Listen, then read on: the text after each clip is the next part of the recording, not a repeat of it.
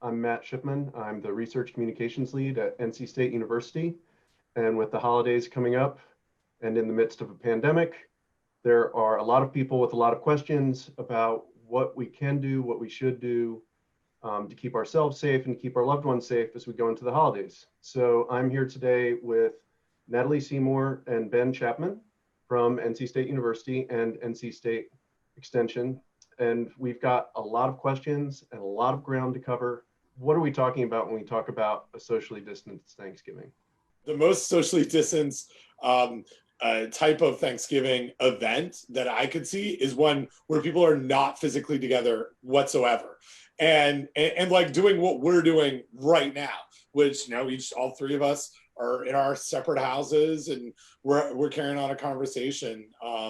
And that's to me, that's where it starts. That is the lowest, highest bar, best practice, lowest risk kind of social distance Thanksgiving or other holiday type event. And that's, it's certainly not where we all want to be, and it's certainly not it's certainly awkward, or can be awkward, but we know through really since the start of this pandemic that the biggest risk is being around other people. And what we've been really focused on with a lot of our projects and our messages is, okay, how do we move on this risk continuum? And really the lowest possible risk is not being with others. That's the most socially distanced way to do this. Right. So with the understanding that if we really want to reduce risk as much as possible, and we really want to do everything we can to keep each other safe, we're not going to have a holiday get together. But for those people that are going to be getting together, they're not listening to us. They're willing to accept a little risk for this, right? Natalie, what does, broadly speaking, what are we talking about when we talk about a socially distanced event in this context? Yeah, so, like Ben said, best case, lowest risk scenario is to do something virtually, but you could explore, like, maybe instead of us all hanging out and having dinner, it's we all go on a hike or meet for a picnic and everyone brings their own food and your households are spread out or something like that. Depending on where in the country and what the weather decides to do on Thanksgiving, because that's variable. Maybe it's outside spread out in the yard or something like that, or Thanksgiving Thanksgiving without the meal seems kind of non-existent, but if being in proximity to family and friends is the highest priority and people are willing to take some risk on with that, maybe it's alternate activities where you can still have a mask on and where you're outside or you're doing all of the above. Right. So indoors gatherings, people sitting around the table, that's out of the question at this point, right? Yeah, it's certainly the highest risk thing that we could do in as having a Thanksgiving gathering. I think, and having a gathering that's including people who are not in your current household. Right. To specify, Yeah, and I think it's important to sort of talk through all of these things that Natalie mentioned, where it's like there are barriers that we can put in place. There are these, we talk about it in food safety as hurdles. So inside versus outside. Well, outside has much more fresh air exchange. It's outdoors. That we know that air exchange is a factor in transmission of SARS-CoV-2. But it's not magic, right? Like being outside doesn't magically mean COVID won't work, right? No, it doesn't, but it certainly is lower risk. Right. And it has to do with just how air moves within a building, and we're learning more and more about the virus itself and aerosolization, and really sitting in what air columns in a indoor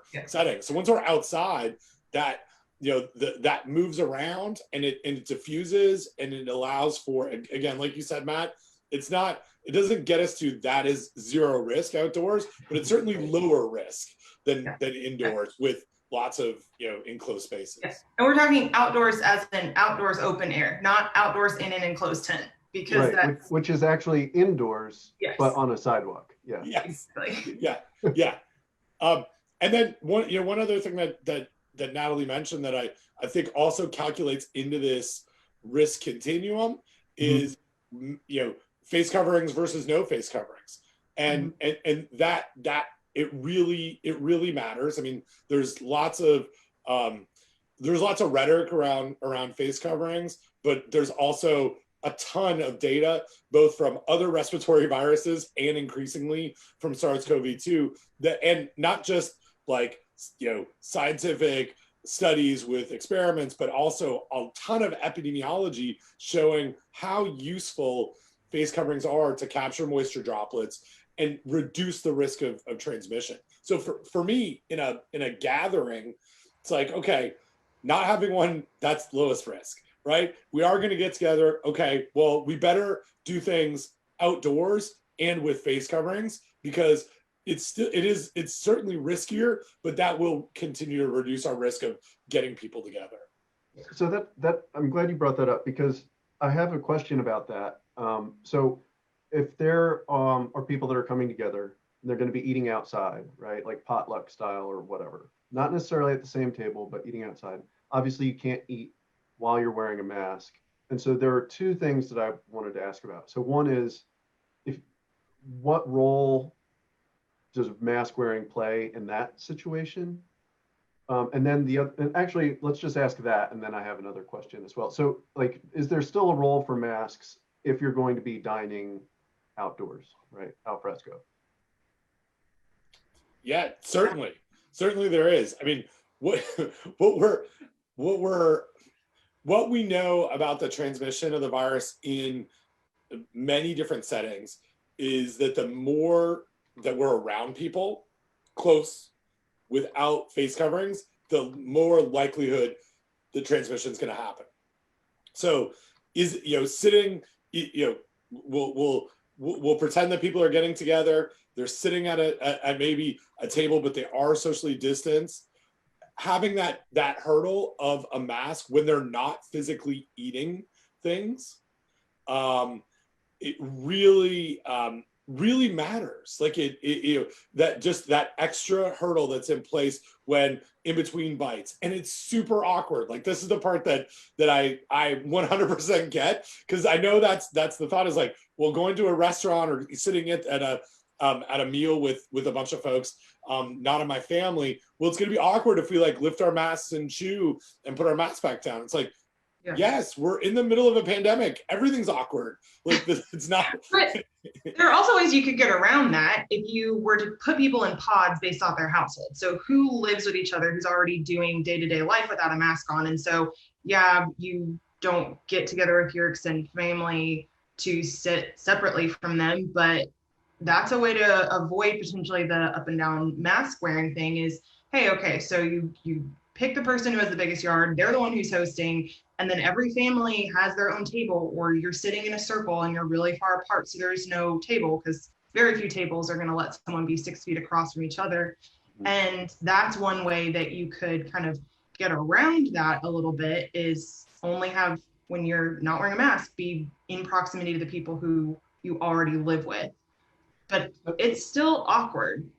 Yeah. So Natalie, you mentioned the 6 feet thing, and that was the other thing that I wanted to ask about. So when we hear about or think about or talk about social distancing, people often think of that as being sort of wear a mask, maintain 6 feet of social distance, right? And the 6 feet part, again, that's not like some sort of magic number, right? That's sort of a bare minimum of distance, and ideally you want more space. Is that right? Yeah, so it's not like you have this force field of 6 feet around you and then the virus will just like stop and die instantly. That's not how it works. It's just that you're going to get a higher concentration of the virus in those aerosolized particles when you're talking and spitting and all that kind of stuff, and it dilutes as the farther it goes. So I likened it earlier today to those like bright colored smoke things that people do for gender reveals. I don't know what they're actually called, but they're a bright color concentrated.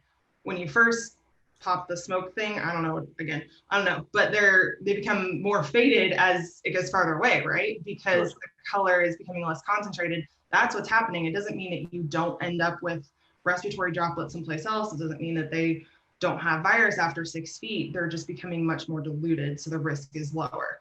But if 6 feet is good, 10 feet is better, and 12 feet is even better than that. Right. Okay. So, so when we think about getting together for Thanksgiving or for another holiday, if we are eating, because I mean Thanksgiving is really, at least in my household, is a very food-driven holiday. So there's sort of two pieces, right? There's the cooking of the food, and then there's like the serving of the food or the handling of the food. So just focusing on the, and actually there's more than that, but whatever. I'm going to oversimplify. So and on the cooking part, I think let's rewind and back up, right? So there are people who are getting takeout, right, from restaurants and things like that. So what are the things, why is that safe? Like, why is it okay for us to eat food that's cooked by other people? And what are the steps that we need to take if we are cooking food for other people to make sure that we're reducing the risk as much as possible of transmitting COVID-19? And Ben, I'm going to pick on you to start. Yeah. No, and it, you know, Matt, it's a really great question that has been coming up really since the start of this pandemic. And what really got Natalie and I super involved in this intersection between food safety and COVID-19 is exactly the question that you asked, which is it a foodborne illness? And okay, if it's not, why not? And how do we know that? And all those kind of like subsequent questions that pop up. So here's the quick answer to that. The biology of the virus doesn't really lend itself to being food, to lend itself to be transmitted through food. Now, I'm super careful with my words as I stumbled across them there, because certainly it would not be surprising at all if a restaurant had a cluster of COVID-19 illnesses and food handlers were asymptomatic or even symptomatic and happened to be still working, that the virus itself ended up on food or on utensils or on food packaging. That's really actually not the question in the scientific world so much. I think we look at that and say, oh, that's a given. The virus is on people or in people. They're shedding it. They're talking, breathing. We know that that's how the virus comes out. It's got to settle somewhere. The real aspect of why we don't see, this is grossing me out, by the way. Yeah, sorry. Why we don't see the illnesses and why we're not, why we haven't focused on it as a foodborne illness. It has to do with the biology of the virus and how it infects us. There's sort of two mechanisms happening here. One is the virus itself has this outer shell, a capsid, protein capsid. That protein capsid is really susceptible to two things that we've learned about. Well, multiple things. One, soap. We've heard quite a bit about hand washing, and that essentially breaks that, this envelope apart where all the genetic materials inside.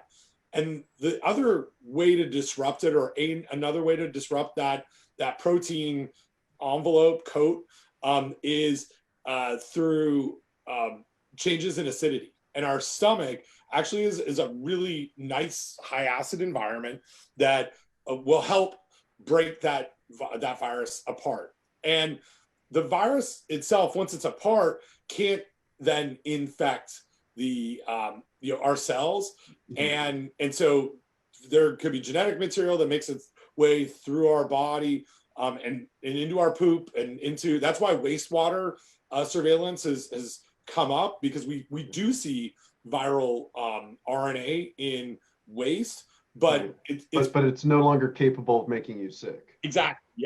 Yeah. It's gone through the process. The other big area, I guess there's two other things I want to highlight here. One has to do with where are the infections likely to come, and it's in the respiratory tract. And this is like a terrible joke that I know Matt will appreciate, because I think he shares my love of dad jokes in a ironic kind of way. And that's that if you are getting food in your respiratory system, you're doing it wrong. We just don't aspirate food so much. And so it's not to say that it can't get there. And in fact, there's always a chance, right? Like, and that's one of the things that we look at in science is it's not, nothing is zero, but we're really talking about a 1 in a billion probability, a 1 in 10 billion probability. And certainly it's not anywhere near the other transmission routes, even if that low. When we look at person-to-person transmission being so high, it's like way, way, way at the top of the list. Food just isn't something that that we really should be concerned about from a transmission route. Cooked food or consuming cooked food is not a particularly high risk for people. I mean, you're more likely to win the lottery than you are to contract COVID in that way. But that leaves the other thing. So Natalie, once the food is prepared, right, then it goes into a bowl or into a serving dish or into a casserole dish or whatever, and it's put on the table. So what sort of risks does that introduce, and how do we minimize those risks when we're sharing a meal, even if it's outdoors, even if it's distanced? Yeah, and one thing to mention on that, it's not just the cooked food. So you can have raw vegetables and stuff too. If the virus is there and you still eat it like a normal way you're supposed to eat food. Don't breathe this out. Right, well, this is like, again, this sounds gross, but this is the time to make sure the kids aren't sticking carrot sticks up their nose. So like that is a way. Yeah, that is probably I would say you're doing it wrong. Yeah. So yeah, and so a lot of people have thought like, I can only eat cooked food, it has to be heated, all that kind of stuff. You can still have sushi for Thanksgiving, you can still have your vegetable platter, all that kind of stuff. The same rules apply of, we've always said wash your hands and don't like blow your nose and then go back to cooking food for people, and don't like sneeze on food intentionally, because it's gross, right? It's gross. But with the serving utensils, so surface transmission is a factor in spreading COVID-19. It's not as high of a risk as being in close proximity.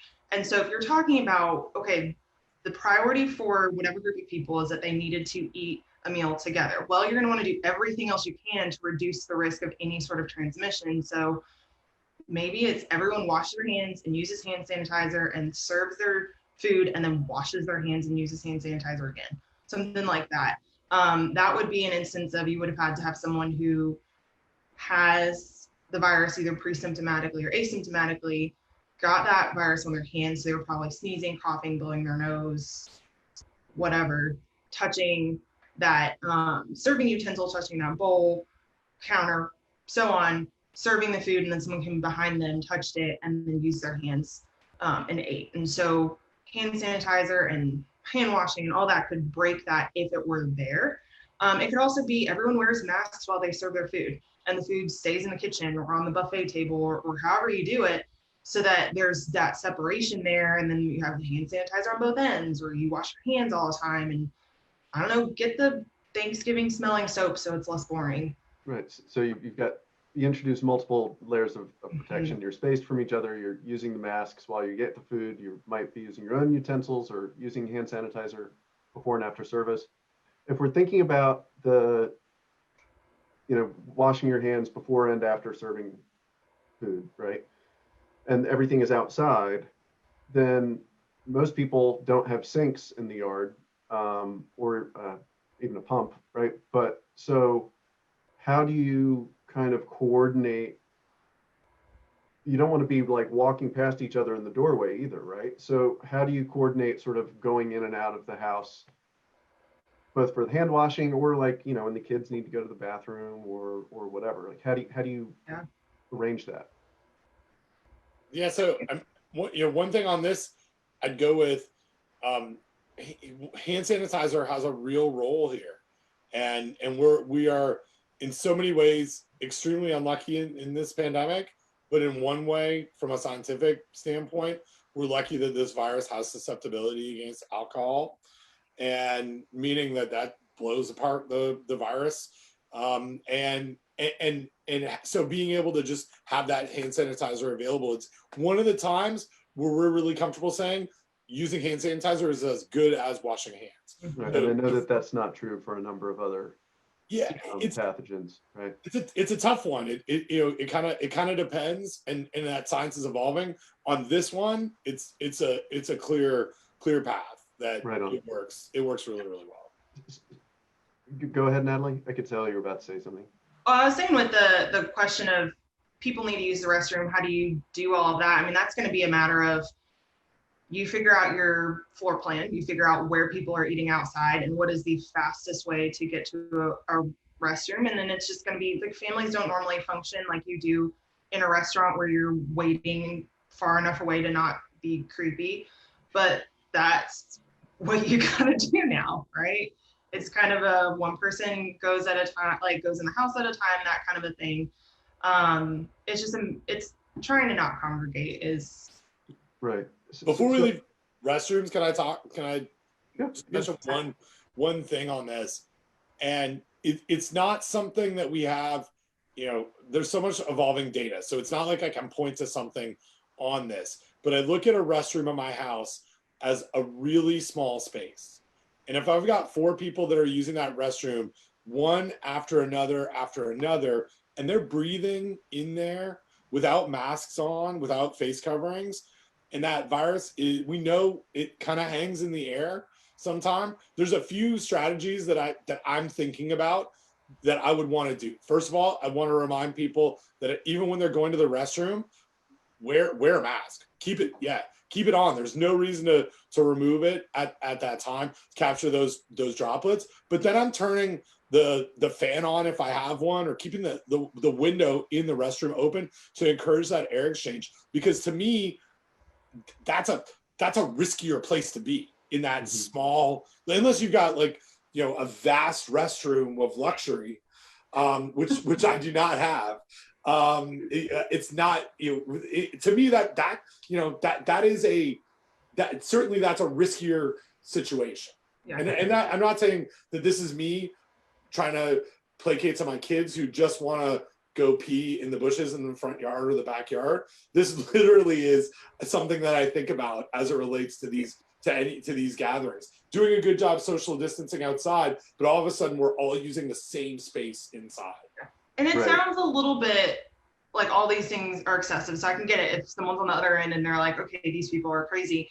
But if you think about your car, like you keep your tires up to, like you make sure your tires don't have the treads worn down, make sure your brake pads are decent, you have brake fluid, you have your steering's working, you have windshield wipers, also that if you're driving in a storm and you have to press the brakes really quickly, you're not going to veer off the road. You're not going to go out of control. And so it's not that you just rely on your seatbelt, but you rely on all these other things to make sure if you're in a precarious situation, you're safe, right? We're in a really precarious situation. We just don't usually think Thanksgiving is like that for this reason. Mm-hmm. And so it seems excessive, but really at the end of the day is we don't want more people getting sick. Well, and we're talking about millions of people that have been infected, so I don't know that it does sound excessive, right? So it's like, stay 6 or 7 or 8 feet away from somebody, wear a mask, wash your hands. The downside to that is pretty low. If you don't do those things and someone you care about gets sick, the downside to that is pretty high. Even if they don't die, they might run up hundreds of thousands of dollars in medical debt, or be intubated for weeks, which is, is just awful. Yeah, so I'm not worried about it sounding. If it sounds excessive to you, maybe re-examine some priorities internally. So one thing I just wanted to stress, because I'm not a scientist, but I do talk to people a lot. That's what I do. Is just make sure that everybody is aware of what the expectations are going in, right? So, hey, we've got the yard, people are going to be coming over.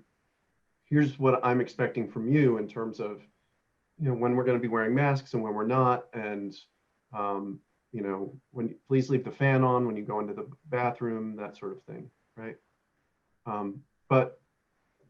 So one of the questions that I've gotten, this is not a question that I had, but I thought it was an interesting question. So will drinking alcohol affect my chances of getting COVID? The person who asked the question, I think, suspected that it would somehow reduce the risk of COVID transmission, which is intriguing. So, Natalie, what relationship does alcohol have to COVID transmission, if any? Okay, so if you have alcohol that's 70% or above and you put it in direct contact with the virus, then that works, right? That's what hand sanitizer, that's what surface things. You drinking all day on Thanksgiving does not lessen your risk at all. So the whole correlation that the virus is susceptible to alcohol, yes. In that situation, no. Most unfortunate. Yeah. With dads everywhere when I say that's very disappointing. But I mean, we've had the question too of like, can I use vodka to clean my counters? No, I mean, you could do anything, but the proof isn't high enough to inactivate the virus, and it's a waste of vodka. Yeah, so it would have to be 140 proof or higher, correct? Yeah. Well, and even that, like, and I don't want to, like, this is a good question, and I want to, like, not sort of dismiss it tritely. Even at 140 proof or higher, I don't think we have enough data that would show that the contact of that alcohol would occur in our gastrointestinal or no. I don't mean internally. I meant like on the countertop. Oh, okay, good. Okay, I was like totally like, I'm like, no. I don't think that there's any. But as you asked this question, I did like Google high proof bourbon, and certainly I could get 120 proof bourbon, 60% alcohol. You know, that's out there. 128 is available. But this, so and maybe Matt, this is where you were going with the question as well. I think there is a little bit that's wrapped up because you see restrictions in many jurisdictions around alcohol sales and restaurants and bars closing. And I actually think that there is a risk increase around alcohol consumption when it's alcohol overconsumption, I guess, and that you kind of sort of lose track of what the best practices are, and that you're just more likely to engage in risky behavior. Yeah, exactly. What no matter what it is, that's something that we have a lot of data on. So to me, I think not only, as Natalie said, is it not protective, it's probably it could lead to riskier behaviors. People are more likely to make bad decisions if they've been drinking. Yeah, basically. And as somebody who paid his way through school working in bars, I can say that is definitely true. So we've talked about cooking, we've talked about sort of serving and sharing food. One of the other things that I was thinking about was even before you do any of those things is you shop, right? So when preparing for the holidays, even if you're just preparing food for the people that live in your home, right? A smaller Thanksgiving meal, are there things that you would encourage people to do to reduce their risk of COVID in terms of food shopping? Yeah, I mean, shop ahead of time if you can, because a lot of us have been in charge of shopping for some sort of item near a holiday, and the closer you get to said holiday, the more people there are in the store. If you have the opportunity to order and pick up your groceries or something like that, those are definitely ways that you can help reduce your risk being in that grocery store, because again, the more people you're around, the greater your risk. So a lot of the items can be purchased if you get your turkey frozen and you have space in your freezer. You could go ahead and get it now. If you get shelf-stable items, get fruits and vegetables that aren't going to spoil in the next week. You could do all that ahead of time, or again, now we have a lot of options depending on where you live of ordering groceries and picking them up. Mm-hmm. That could be another good option to reduce risk at the grocery store. So last question about COVID is that a lot of people, including myself, feel that like food is almost like an extension of love. It's like a way to show love, right? Like making somebody biscuits or a pecan pie or whatever, right? And so even if we are not going to be coming together to share a meal the way we normally would around the holidays, there's still that desire to make something with care and, drop it off at somebody's door or whatever, to show that as an expression of caring and family and friendship and all that stuff. So what are the things that we need to do if we want to deliver holiday food to friends or family? What are the things that we need to do in order to do that safely? Yeah. So I'll start with a couple things and then Ben jump in because I'm sure I have ideas too. One, if you're committing to not being in close proximity to that person, that means not being in close proximity to that person, even if you're on other sides of the screen door. I know that's really hard, but I've done this earlier in the pandemic. It was I made a meal for someone, I dropped it on the doorstep, went to the middle of the yard and waved from the other side of the yard. And it's a little weird, but it's a way you can actually see people and share food with them. And of course, like good hygiene and wearing a mask and all that kind of stuff. And making sure that they know that you're bringing them food and that they know to check for it. If you're not going to call them, knock on the door, something like that, especially if it's something that either needs to be kept cold or needs to be kept hot. You want to make sure that they're not surprised to go out on their porch 4 hours later and find either melted ice cream or cooled off turkey and stuffing. Like both of those are tragic for completely different reasons. Time out. I had some freshly baked bread left for me that was eaten by squirrels. So it's not just food safety. It's a jungle out there. Yeah.